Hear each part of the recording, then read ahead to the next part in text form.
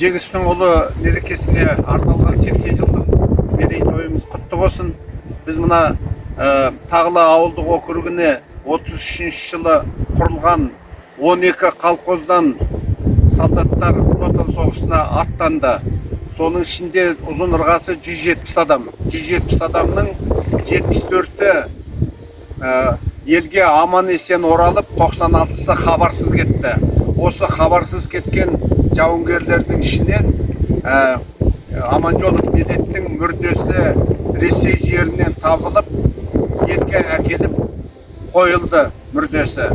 Сонымен бірге және де бір жауынгер бабамыз соғысының топырағын со жақтан әкеліп, бабалары өзінің қорымының қасына орналастырды. Міне енді осы жердегі айтарым, осы 170 адам аттанып, соның бүгінгі ұрпақтары осы жерге, осы саябақтың ішіне осындай көрнекілікпенен осындай құлпытасын лайықтап орналастырып еді. Енді елімізде, мемлекетімізде мұндай нәубет болмасын, тек қана бейбіт өмірде шат-шадыман бүгінгі қазақ елінің өмір сүруіне тілектеспін.